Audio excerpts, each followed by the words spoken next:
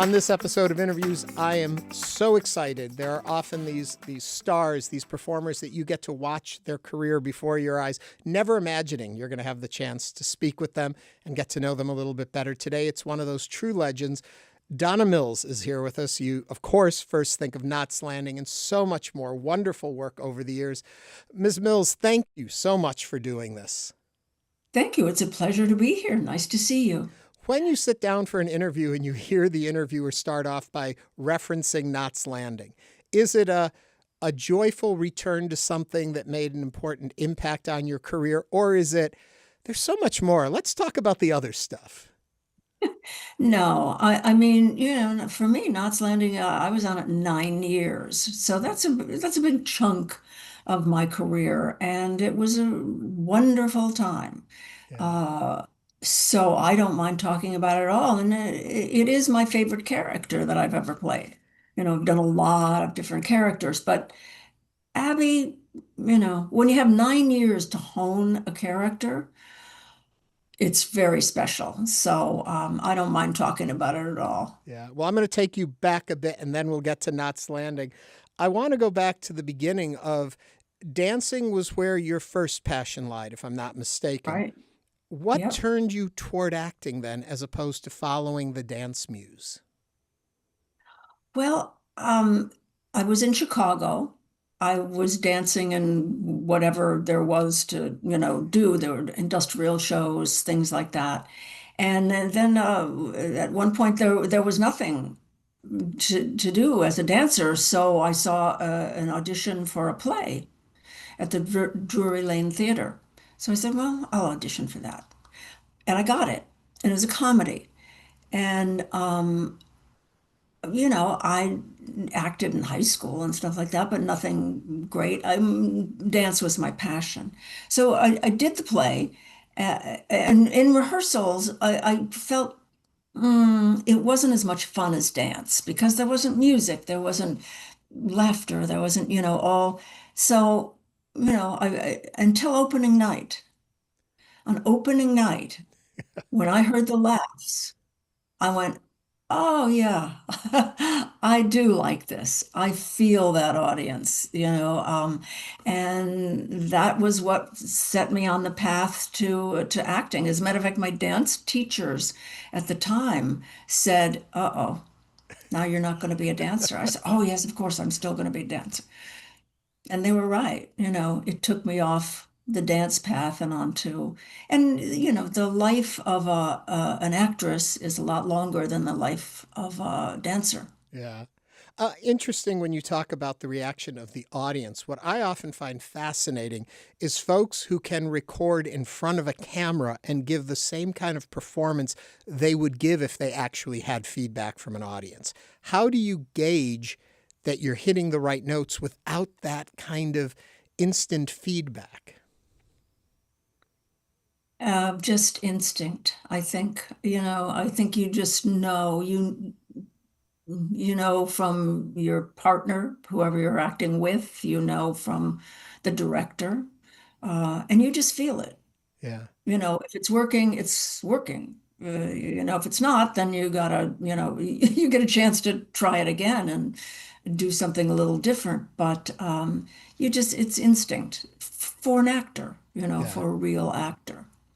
Before we leave back in the high school days, if I'm not mistaken, I've heard it said you were the inspiration for the character of Sandy in the musical Grease. Yep. Which I didn't know at the time. I had no idea. I didn't know it until a fellow that I'd gone to grade school and high school with was interviewed. Lifetime did a big interview thing, biography. And he was interviewed, and he told that the story of Jim Jacobs, who went to Taft High School, where I went, and that he wrote Grease, and I was the model for Sandy, which I had no idea about, which is really, it was, I'm flattered, very flattered. Um, But and I've never had a chance to speak to Jim Jacobs about it. Ah, I should try to find him, I think, yeah. and try to talk to him. Knowing that if you go and see a production of Grease or see the movie pop up on TV, do you look at it a little differently? Yeah, I do. I kind of go, oh wow. I mean, it's not directly me or Right. anything, but I guess, I was an inspiration for it, I guess. I don't know. Yeah. But it's a funny feeling, to think that that character was based on you. Yeah. After you got that bit by the acting bug, you make your way to New York. And what I find fascinating in this part of your story, you go on to, is it Search for Tomorrow? Was that the soap you went on to? No, Love is a Many Splendored Right. Thing, but before that I did oh shoot, what was it called? Another soap Okay. where I played a character by the name of Rocket. Right.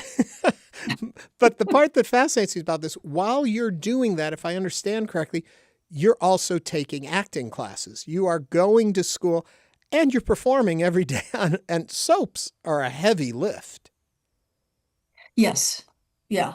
But it was good. It was good. Usually the class I studied with Win Handman, who was an amazing acting teacher.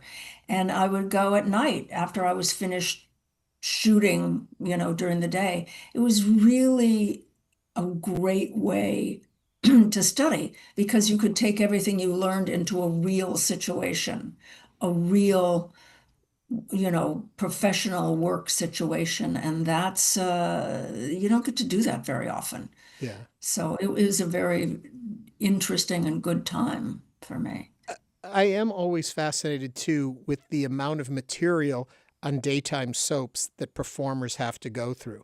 And I was talking to an actor a while back who said to me, you have to think about it like any athlete who trains certain muscles and learns how to do that. And the memory is a similar way. And so with scripts, you learn to take it in, know it, and deliver it back out. Do you find that to be true? Yeah, but it is a lot. Oh, yeah. It wasn't so bad back when I did, and I just remembered the name of the other soap. It was The Secret Storm. Yes, that's it. Sorry. Uh, um, but back when I was doing them, it wasn't so bad. We had a rehearsal the day before. And so we'd go in and into the rehearsal room with the director and the other actors. We'd block it, we'd rehearse like you rehearse as an actor, which was great. And then you go in the next day and do the camera blocking and shoot it. These days, that's not happening anymore. These days, there is no rehearsal. Hmm. That's why, I did a General Hospital Right. for about a year. And as much as I love all the people there and loved the storylines and everything, it was tough. It was hard because you had no time. You had tons of lines to learn Hmm. and no time to rehearse it. You were lucky if you could find your scene partner somewhere in the hall on the way up to the studio and run a few lines. It was a very hard thing, and I wouldn't really want to do it again. Yeah. I didn't feel it was my best work either because I didn't have the benefit of rehearsal. And for an actor, that's important. It's an important thing to be able to do. Yeah. Are you a hard critic on your own work? Probably. Yeah. Many times I don't even watch it. I know that feeling. I hate sitting in the edit suite when we're putting something together because I don't want to see myself over and over again doing these things. I feel like somebody else will take care of it for me at that point. That's funny. Uh, Yeah. you also talk about your luck, I guess is the best word for it. When you went to Hollywood, very quickly you got a pilot, and then that pilot was actually picked up. And most people, that is not their experience. Right. Yeah. People said to me, the first pilot you ever did sold? Oh my God. Because people do, five, six, seven, eight pilots before one hits. Yeah, it was very lucky. And it was with Larry Hagman. Right. I mean, it was an ideal situation. Unfortunately, it was it was on opposite All in the Family, which was a hugely Yeah. popular show at the time. So it only lasted one season, It was called but The it Good was fun Life, while it lasted. The Good Life, if I'm correct this time on the That's title. right. Yeah. Yes. Yep. When does Yeah. Play Misty for Me come in? Well, right before that, right before The Good Life, I did Play Misty for Me, and I came down here to Hollywood. I'd lived in New York, and I went out to do Play Misty for Me, and then I came down to Los Angeles to Hollywood, and didn't know anything or anybody or how to get around. I used to, because when I'd been out here to do guest shots, they put me up at the Beverly Hills Hotel. So when I moved out here, I didn't know how to get anywhere. So I'd go to the Beverly Hills Hotel and ask the valet guys there, how do I get here? How do I get to Paramount? How do I do this? How do I do that? I mean, without them, I would still be wandering around Los Angeles. Um, the experience of Play Misty for Me puts you on the map in many ways, but also kind of creates the character, if I'm not mistaken, of kind of a slight damsel in distress that you get to deal with for a while. And I would say right up until basically when Abby changes all of that for you in a lot of ways. Did you feel that? And what was the experience like on Play Misty for Me? And of course, Clint Eastwood. It was a wonderful experience and a really, again, another lucky one because I'd never even met him. I never auditioned. Um, I'd been out here in Hollywood doing a guest shot on the Dan August show with Burt Reynolds. And he ran into Clint one night in a bar that they both went to, and Clint said, "Oh, I'm looking for a girl for this movie I'm doing. I can't find anybody I like." And Bert said, "Well, I just worked with this girl from New York. Maybe you'd like her." And he showed him the dailies, and he hired me right from that. So I finished the soap opera Love is a Many Splendid Thing on Friday and started shooting Play Misty for me on Monday. Wow. Yeah. And I never met Clint until the night before we started shooting in the bar downstairs in the hotel. Talk to me when you said, talk to me about chemistry. How important chemistry is with an actor, and how much is the professionalism of doing the job? Well, I mean, it helps a lot if there is chemistry, but if there isn't, you have to create it. Yeah, You have to make it seem as though there's chemistry, even if there's not. That's your job as an actor to portray that particular thing. So, it's harder if there isn't any. I mean, that's happened, not often to me. I've been very lucky with my fellow actors that I've worked with. I don't think I've ever worked with someone that I really didn't like a lot. Um, but that's your job to yeah, to create that thing that exists between the two of them and then make it real. yeah. I heard you tell a story of a Hollywood lesson that you learned shortly after The Good Life was finished and you returned to the studio. Do you know what I'm talking Uh, about?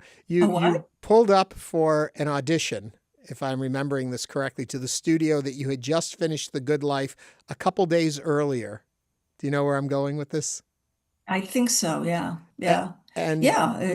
It was Screen Gems. That was where we shot it. And when I was there doing the series, it was, "Hi, Donna, come on in." And 2 days later, when I wasn't doing the series anymore, and I was there for an audition, they didn't want to let me park on the lot. It was like, no, no, you can't park here. It was like they'd never seen me before in their life. It was kind of telling about how cruel Hollywood can be. yeah, you, though, work pretty consistently through your time as you look at it during the 70s up through a lot of guest appearances, a lot of work that way. I'm always fascinated by the idea of there is a community together doing a show day in and day out, and then a guest star comes in or another actor comes in for an episode. And I would think that is so hard on an actor. How was your experience doing those kind of things?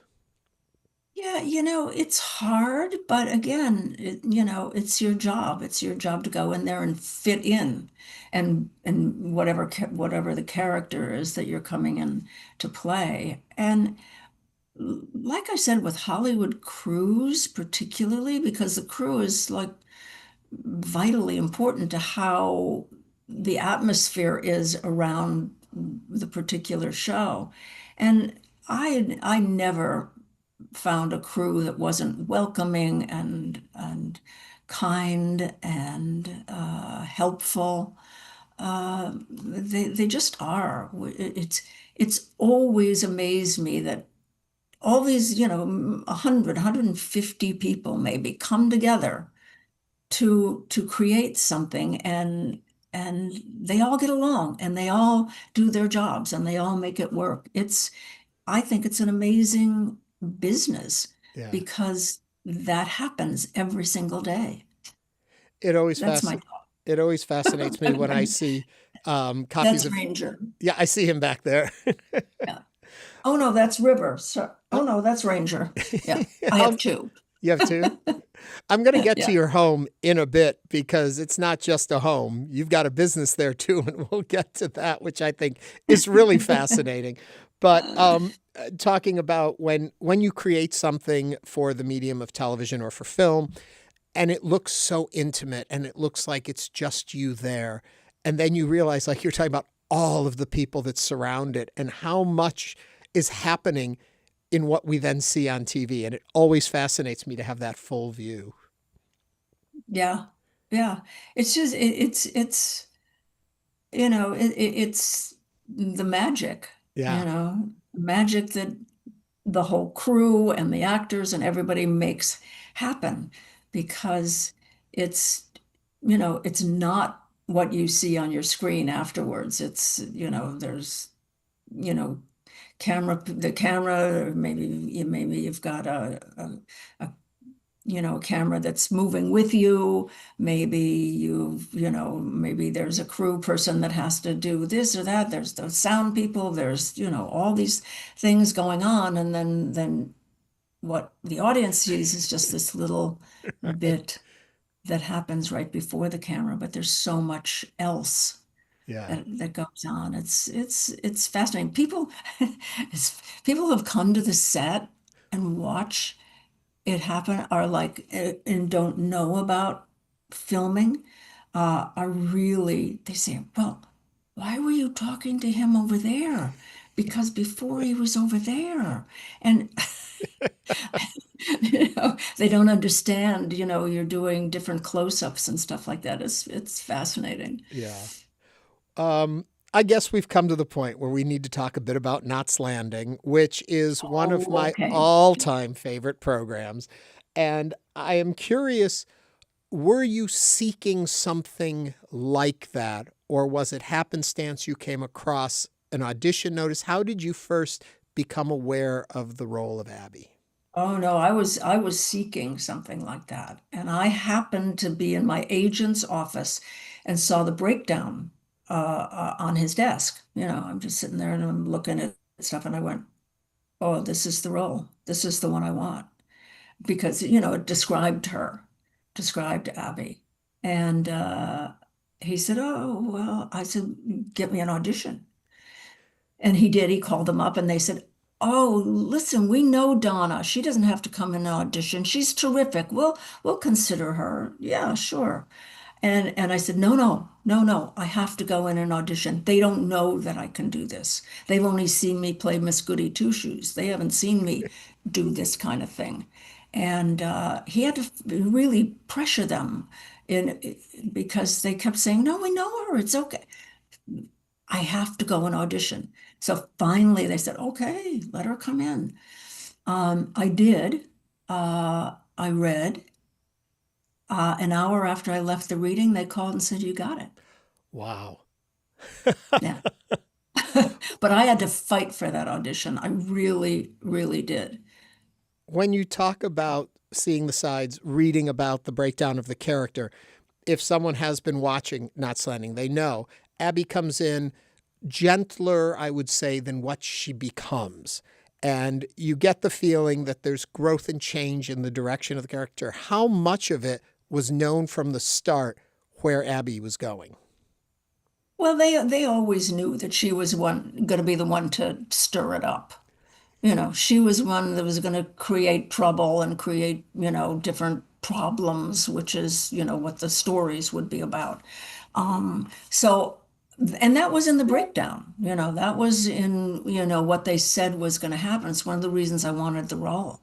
Yeah. It's, I wanted to play a character that was in control.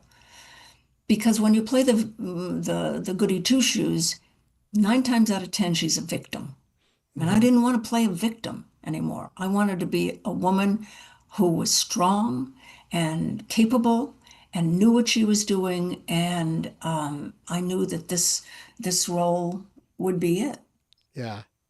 It's interesting that both you in Knots Landing and Joan Collins in Dynasty come in after the first season. And that how different the shows, both of those would have been if these characters hadn't been introduced and these particular performers hadn't played them. And the match of, in your case, actor to character, I can't even imagine anyone else. And I know that's your indelible mark on it. But I think to myself how much you were involved in the evolution of the character and who she became and the strength that she showed. I don't even know if there's a question in there. I just wanted to say all that to you. Yeah. No, but you know what? Because Knots was the kind of show where the producers, David Jacobs in particular, who is the creator and producer, was very open to actors' suggestions, and actors coming in and saying, well, what about this? How about that? I think my character would do this. And as a matter of fact, there was a time when we would spend our lunch hours up in his office reading the next script with the writers in the room. And we were allowed to say, you know what? I don't like this right here. This speech doesn't work for me. Can you redo it? Can you? And so we worked with the writers. That's a very unusual thing in series television because there's not a lot of time, but we did it, and the actors were very consequential in the success of the show. I think great writing and actors who were allowed to actually kind of participate in that writing, made the show so impactful. Yeah. I'm always curious when a performer stays with a role for a very long time. Does the role become more like them, or do they become more like the role, or does neither of this happen? I think you take certain things from a character. I did anyway. Abby had an ambition. I was ambitious, but probably not as ambitious as she was. But she kind of gave that to me. There were things that I took from her that really kind of impacted my own life too. So it was it happens both ways. Yeah. You were warned walking on the set in the beginning that probably the other ladies on the show wouldn't want to have lunch with you right away. Yes. David Jacobs told me, he said, they're not going to like you. I said, well, I'm a very likable person. What do you mean? Why wouldn't they like me? Because you're new, you're pretty, and they're not going to like you. Which was pretty much true. But we did get past that and became good friends, actually. And I think you maybe know that we're now doing a podcast. And I love the name of it. We're not KNOTS done yet. And you're reflecting back on your experiences there. It's you, it's Michele, and it's Joan Van Ark, who not only are together on the podcast, you have been out there talking about Knots Landing, back revisiting it. You're coming to actually Texas. You're going to be at the South Fork Experience at South Fork Ranch, which I think is kind of We cool, are. in August, Yeah. August 8th through the 10th, reliving and sharing stories of this experience. Yeah. Yeah. Yeah, they asked us to come, and I guess it's generally just Dallas. Mm-hmm. But I think because Knott's wasn't really a spin-off of Dallas, but most people think it was, so they kind of um, think of them together sometimes. So I guess that's why they asked us. But I think it's fun. I'm looking forward to it. I think we'll have a really good time, and seeing. I mean, we shot on the same lot, so we saw the actors from Dallas all the time. Yeah. You know, and I'd worked with Larry Hagman before that, so he and I would hang out sometimes, when we had time between our scenes and stuff like that. So it was a nice time, and we all loved each other. Yeah. One of the things that I think is fascinating about Knots Landing, which a lot of folks who aren't big fans may not know, after the run of the show, a couple times you could find it rerunning SoapNet, something like that. But it was never put out on streaming. It was never on DVDs. But the fan base stayed, which I think is really unique and odd, and in some ways even grew. And now, just recently, it has been streaming again. What are you Yeah. finding in that experience? Well, for so long, fans they would write to us. They would, if we saw them anyway, when are they going to put it on? When are they going to rerun it? When are they going to reboot it? Or, but they wanted to see it again. And they didn't put it out for the longest time. I have no idea. I mean, people would like beg us, please, and we had nothing to do with it. There was never even anyone we could go to kind of state the case.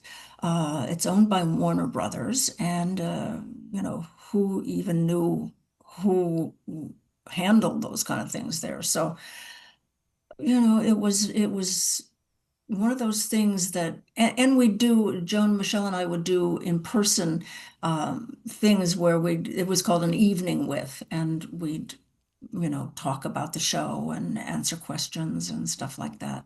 So, all that went on for years and years and years, and then all of a sudden, Plex decided to put it on, and they were absolutely flabbergasted at how popular it was. Well, I I was talked to some of the people there, and they said, "Do you know people they're watching one after another, after another. They're watching them all at one time." I said, "Yeah, Well, the funny thing is, for people who don't know, it came out initially on Plex streaming live. So if you wanted to watch it, they began with the first episode and ran through all 14 seasons, and it wasn't on demand. So you had to jump on, and Facebook groups and Instagram posts and Twitter was jumping on and sharing the stories as they were happening, and people were engaging with it. And it was so funny to see this all playing out in real time because it's so rare for us as a community out there to watch anything together anymore because of yeah, all the streaming. And that was really a beautifully nostalgic moment for such a wonderful show. yeah, yeah." And then I think Amazon Prime saw how popular it was on Plex, and so they got it. They decided to start showing it. And then, of course, it was easier for people to find because Plex is an app, Right. that I don't know about how all this stuff works, but um, so people, are thrilled that they're able to watch it. They can watch whatever shows they want, whatever episodes they want. Some people have particular episodes that they loved, so they watch that over and over again. It's been really, really nice because I feel like the fans have been so loyal and Hmm. so devoted. And now they get to see it again, and I think they're really enjoying it. When you do events like you're going to do at South Fork, the audience, who is it that comes? Is it the old fans that were with it back in the day, or are you seeing a new generation that's discovering the show? We are seeing a new generation. You know how? Because the old fans will have their either their kids or, something watch it, Yeah. or they'll tell friends about it. And so we're getting new fans. I'm getting a lot of fan mail from people that say, I never saw it back in, back then, or I'm too young to have seen it back then, but now I really like it. It doesn't seem to have become, how can I say, uh, old-fashioned. It's great storytelling. Yeah. So that, I guess, never goes out of style. Yeah. It's great, the dramas, the stories that you pick to tell. There are certain standout moments. Of course, there's the twins, Valine's twins. And I've heard you tell the story before that was where you had to draw a line in the sand. You're like, Abby cannot be the one who steals the babies, or the audience won't stick with you. And thank God Right. they listened to you. Yeah. Yeah. Because I told him, I said, if you don't want me on the show anymore, then go ahead and carry out that storyline. But people aren't going to take that from Abby. Yeah. First of all, I don't think they're going to believe it because she's always been portrayed, and she is a good mother. She Hmm. cares about her children. She loves her children desperately. And so they're not going to buy it. And thank goodness they listened to me because I really had to campaign for that. There were some of the writers that thought, oh, that's a natural, that Abby is the one who, steals the babies. Mm-mm. Yeah. Well, it's interesting. I've seen you talk about people accepting the character of Abby as not just the villain, and I've heard you say it's because of the love for your children in the show, and it shows that there's that side to her. I think another element of that would say we always understood. We didn't have to agree with it, but we always understood Abby's motivation for why she did what she did. And that goes back, I think, to just really solid writing of bringing three-dimensional characters to life that you can Yeah, understand why they make the choices they make. yeah, yeah. The writing on the show was everything. They really, they had good writers, and they really kept the characters true, and that and Abby was the other thing that I always liked about her is she had vulnerabilities. Hmm. She would never show them in front of anybody else, but when the door closed and she was by herself, you would see that she was hurt, or she was mad, or she was whatever, but she didn't show those to anyone else. But you, as the audience, got to see that. And I think that was one of the things that made her a real character, Hmm. that she wasn't a caricature. She was a real character. Does the character stay with you? Do you ever think about what would Abby be doing? Who is Abby today? Or when you walk away from a character, you can put it away? Oh no, she stays. You don't play something for 9 years and it's just over. No, she I think has been with me all the time. The reason I left the show was because I felt like the writers at that time, they changed writers periodically, and they really didn't know what to do next with her. Hmm. And that scared me because I didn't want the character compromised in any way, you know. So that's why I left. I said, I want to leave while she's on top. And that's what I did. Cold feet after making that decision? No, Really? no, because I mean, I missed doing the show, I missed the people on the show, stuff like that. But at the time, I had production deals, both with ABC and CBS, to do I don't know how many movies for television. So I had offices at ABC, and I'd go every day, and I'd be, you know, uh, developing scripts and having meetings and all that kind of stuff. So plus doing other movies for television. So I didn't feel like suddenly I, I was out of work. Yeah. Well, speaking of having offices, I made reference to your home as more than just a home. If I'm not mistaken, out back, you have your own vineyard, We do. but you Yep. don't live out in the country. No, we live in a canyon, but it's in Los Angeles. It's right kind of next to Brentwood. Uh-huh. Um, and we have well, we have almost 2 acres. So uh, about half of it, maybe a little less than half of it is a vineyard. It's So, on a hill behind the house. Um, and it's been a real strange and wonderful ride because it wasn't my idea. It was my guy, Larry, um, who decided he wanted to do it. He wanted to, he looked up at the hill one day and he said, I wonder if we could put a vineyard there. So he started taking soil samples and contacting people and stuff like that. And I kept saying, no, no, no, no, no, no, no, no, no, no, no, no. That's silly. You can't yeah. do that. He didn't listen to me. He just kept doing it. And suddenly they were clearing the land. Suddenly they were just terracing it. And that was in 2014. 2016, we had our first vintage, which is unusual because you don't usually get a vintage in the first couple of years like that. And we won a silver medal at the San Francisco International Wine Competition with that 2016 vintage. Wow. So I guess it was Hmm, meant to be. I guess. Yeah. Yeah.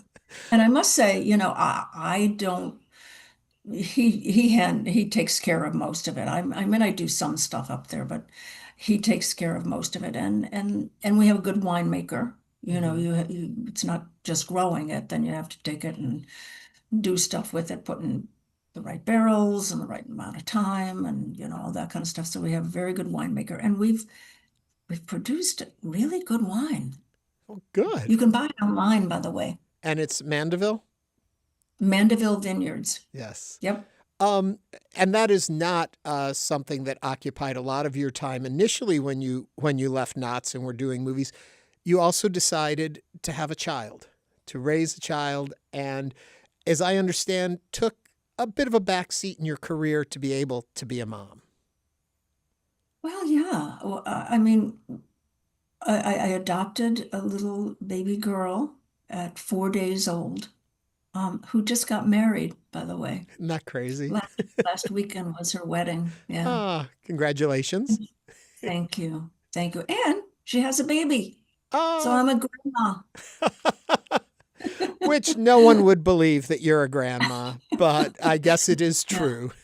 It's lovely. It's lovely.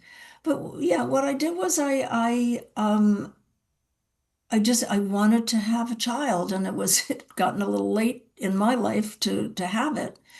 So I adopted, and it's the best thing that I've Yeah, ever done. Um, and she is divine, and it was a divine time. And the first couple of years that I had her when she was a baby and stuff like that, I still did some movies for television and stuff because I could take her, hmm, and she could be on the set with me, and she was a little, baby. Once she started school, though, which yeah, is, 3, she started like nursery school and stuff. I didn't want to go away. First, I didn't want to take her out of school. I wanted her to have like a normal kind of life. Um, and I didn't want to leave her and go off and shoot, for 2, 3 months at a time. I yeah. couldn't even think about doing that. So I just kind of left the business. I mean, if something, came along that was terrific, that was shooting here in Los Angeles, um, I would maybe do it, but there wasn't that much. Yeah. And there still isn't that a lot of stuff that shoots here. Anyway, so I was kind of out of it for about 18 years. Donna Mills is a household name. She's a recognizable star. There's a lot that comes with that. But now you're Donna Mills, the mother. How do you view yourself in that shift of role, I guess? You know, that's number one. That's the first priority. That's it's all now that she has a baby, she finally understands what I was talking about when I said how much I loved her, how important she was to me. Mm-hmm. And she told me that. She said, I didn't really understand that until I had my own baby. Yeah. And then I understand that the depth of love that you feel for a child is so much greater than anything else. Um, it's to me, she's the most important thing in my life. It's just so touching, and you think about it. And that relationship is so unique. And I guess my question back then to Knots Landing even, had you been a mother in your own life, would it have changed how you played a mother to Olivia and your character on the show, do you think, in some way? That's an interesting question. I've never had that question before. Boy, I don't know. I think I would have been better able to play the mother role because I would have had some experience Mm-hmm. at it. I didn't at the time. Um, but yeah, I mean, I think it would have deepened my performance, because It's interesting. just that love deepens everything about you. Yeah. It's interesting that you say that because probably one of the most memorable scenes in the whole run of Knots Landing is when Abby and her daughter are having the issues with the drug abuse of her daughter and the breaking down the bathroom door. And that scene, I mean, you can find it all over the place. YouTube, they've got it clipped because people are so fascinated by it. And the performance, so real, so heartfelt. You can feel the fear and the pain and the anger all coming out. And I guess I would be curious as a performer presenting that. It's not stage. You don't do it one time and everyone sees it. You've got to worry about angles and pickups and repeats. How exhausting is it to give yourself over that completely? Yeah. That is exhausting when you have something that emotional. It takes a lot out of you to, do it again and again. But you're an actor. Yeah. That's what you do. That's your job. So, you can do it. It's really interesting. I hadn't seen Tanya for years. Hmm. And The actress that played your daughter, Olivia. yes, yes. And lovely, lovely girl. And the other day, a friend of mine FaceTimed me and handed his phone to her, and it was her. It was Tanya. I was like blown away. It was so wonderful to see her. Wow. And she's going to come and do our podcast because people have been asking about that relationship and those scenes and stuff like that. So she's going to come and talk about that, which I think will be really, really interesting. And she looks exactly the same as she Well, did. she's I not the mean, only one who looks exactly the same. It's uh, funny. When I used to watch Knots Landing, I look a whole lot different now than I did then. um, as good a mother as you were on Knots Landing, you're a mean grandmother on Dawn. oh, I know. Wasn't that a fun? That was a fun role. The I mean, VC really. Andrews Dawn was over on Lifetime. probably introduced you to a whole different generation of viewers who are like, who is that mean woman? I know. That's probably the meanest character that I've ever played. I Yeah, never thought of Abby as mean. right. She was self-centered a lot of times and, stuff like that, but she wasn't mean.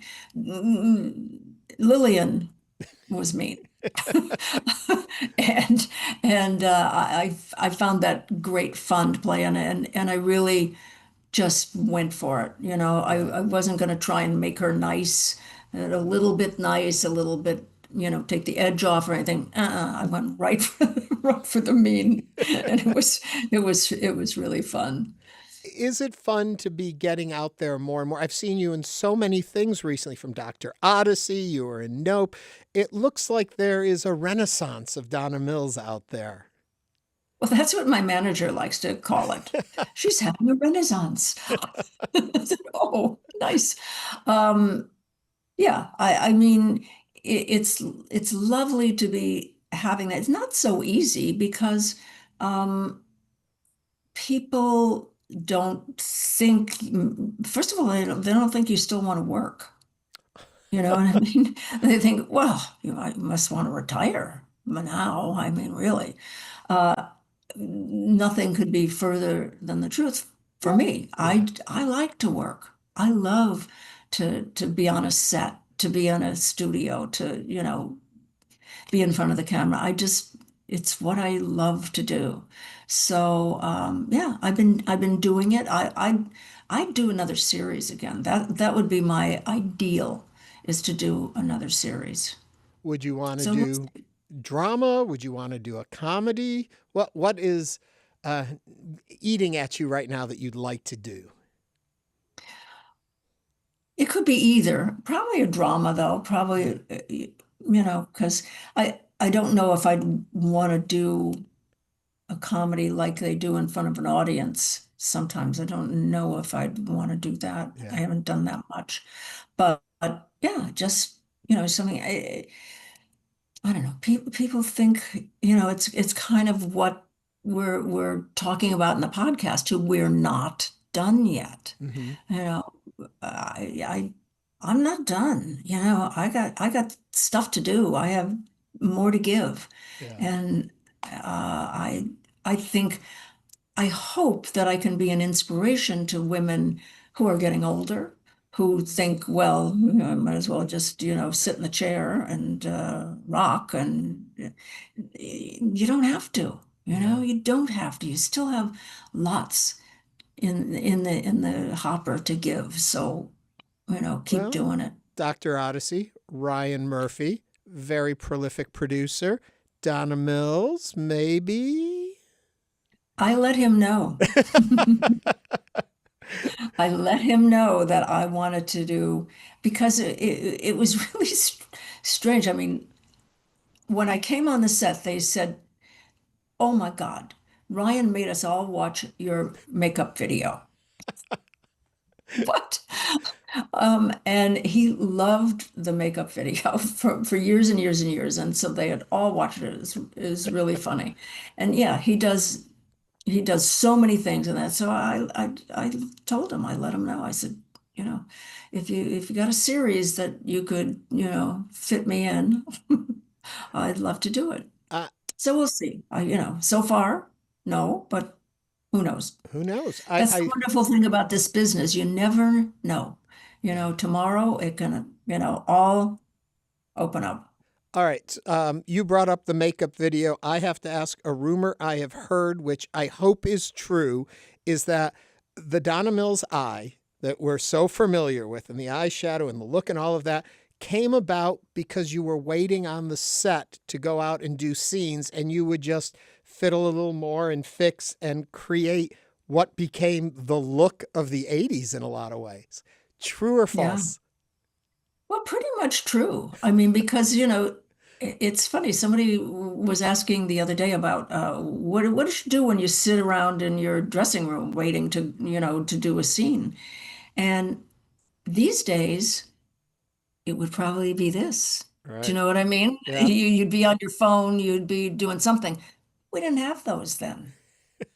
So I did. I fiddled with my makeup. I'd use colors, and then I'd say, "Oh, what am I wearing today? Ooh, okay, I'm wearing the purple. Let's do purple. Let's, you know." And I had done a lot of magazine work with very good photographers and makeup artists from New York. Hmm. And so I kind of paid attention to what they were doing. I would watch how they did things and what they did and ask them questions about stuff. So I actually learned from some very, very good makeup artists. And I just love doing it. So, and I guess it was Lady Gaga that said on American Horror Story, she was doing something. She said, "Oh, I want to do the Donna Mills smoky eye." But it's so funny to me that something you're doing just on yourself at work ends up changing the way American women look. I was talking with someone I work with today, and she was like, "Oh no, that's the look that's still there. It's back again. Everyone's doing these eyes." And I'm like, it's just so And amazing. what they do now, though, that's different is they wear eyelashes. Eyelashes are very, very Hmm. popular. Yeah. You know, I mean, some of them are like out to here. They're a bit much, but and I like that too. I'm not right now, but I wear eyelashes a lot because they're fun. Well, you have been a joy. Speaking of things that are fun, thank you so much for taking the time to chat with me today and to share these stories and to make a guy's dream come true, getting to talk to Donna Mills. Oh, thank you. It's been my pleasure. Thank you very much.